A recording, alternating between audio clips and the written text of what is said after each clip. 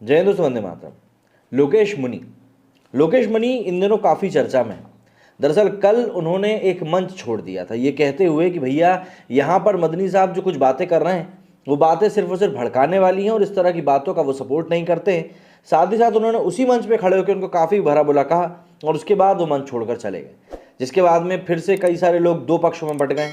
एक तरफ तो लोगों का कहना है कि भाई मदनी साहब ने तो एक तरह से शिव को अल्लाह मान लिया, मतलब कि वो लोग तो मान रहे हैं खुद को कि वो सनातनी है।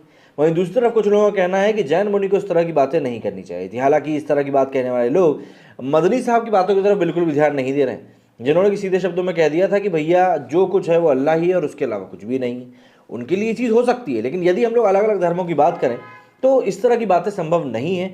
तो उसके ऊपर जैन मुनि ने अब और क्या कुछ कहा है, कुछ और बातें और उनकी सामने आई हैं, वही जान लेते हैं इस वीडियो में।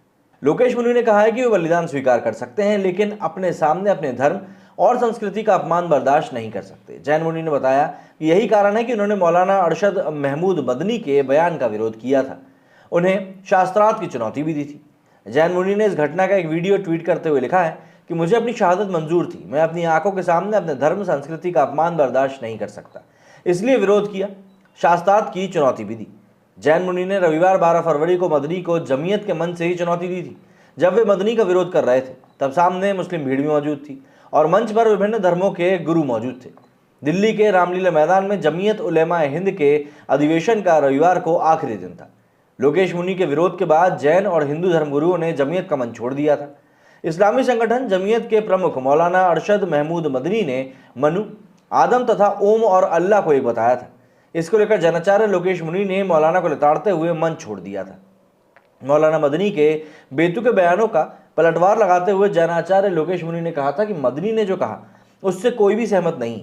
मैं आपसे निवेदन करता हूं कि यदि हमें जोड़ने की बात आपको करनी है तो प्यार मोहब्बत की बात कीजिए। आपने जितनी कहानी सुनाई है ओम, अल्लाह, मनु, ये वो उससे कहीं अधिक 4 गुना कहानी मैं सुना सकता हूँ। मदनी साहब को मैं शास्त्रार्थ के लिए बुला रहा हूँ, आप दिल्ली आइए या फिर मुझे सहारनपुर बुला लीजिए। उन्होंने मदनी की बातों का खंडन करते हुए कहा कि आपने जो बात कही है मैं उससे सहमत नहीं हूँ। चारों धर्म के संत या कोई भी अन्य से सहमत नहीं, हम केवल आपस में मिलजुल कर रहने को लेकर सहमत हैं। ये जो कहानी है ओम, मनु, अल्लाह, उसकी औलाद, ये सब फालतू बातें, आपने सारा पलीता लगा कर रख दिया है एकता के सद्भावना के सम्मेलन। दरअसल मौलाना अरशद मदनी ने जमीयत उलेमा हिंद के कार्यक्रम में कहा था, मैंने धर्म गुरुओं से पूछा, जब कोई नहीं था, न श्री राम थे, न ब्रह्मा थे, न शिव थे, जब कोई नहीं था तो मनु पूछते किसको थे? कोई कहता है शिव को पूछते थे, बहुत कम लोग ये बताते हैं कि मनु ओम को पूछते थे। ओम कौन है? बहुत से लोगों ने कहा कि उनका कोई रंग रूप नहीं, वो दुनिया में हर जगह है। अरे बाबा, इन्हीं को तो हम अल्लाह कहते हैं और इन्हें ही आप ईश्वर कहते हैं। मौलाना ने आगे कहा कि इन्हें ही हम अल्लाह, आप ईश्वर, फारसी बोलने वाले खुदा और अंग्रेजी बोलने वाले गॉड कहते हैं। इसका मतलब यह है कि मनु ही आदम थे, यानी ओम यानी अल्लाह को पूछते थे। हजरत आदम जो नबी थे, सबसे पहले उन्हें भारत की धरती के भीतर उतारा गया था। अगर चाहता तो आदम को अफ्रीका, अरब, रूस में भी उतार देता। वो भी जानते हैं, हम भी जानते हैं कि आदम को दुनिया में उतारने के लिए भारत की धरती को चुना गया था। यही नहीं, मौलाना ने संघ प्रमुख मोहन भागवत की घर वापसी वाले बयान मदनी ने कहा कि इस्लाम भारत के लिए कोई नया मजहब नहीं, बल्कि अल्लाह ने पैगंबर आदम यानी मनु को यहीं उतारा था। उनकी पत्नी हव्वा को उतारा, जिन्हें वे हिंदू हमवती कहते हैं, और वे सारे नबियों, मुसलमानों, हिंदुओं, ईसाइयों के पूर्वज हैं।